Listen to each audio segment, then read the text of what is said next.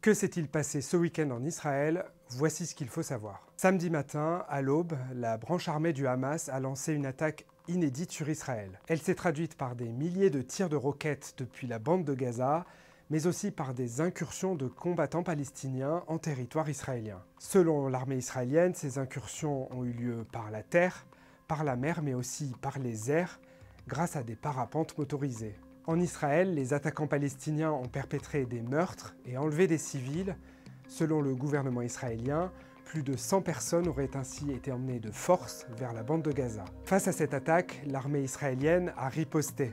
Elle a mené des frappes aériennes depuis la bande de Gaza samedi et dimanche. Tsahal a aussi combattu sur son sol les assaillants palestiniens, dont le nombre n'est toujours pas connu. Elle a notamment déployé des dizaines de milliers de soldats pour combattre les activistes du Hamas dans les zones désertiques situées au sud d'Israël.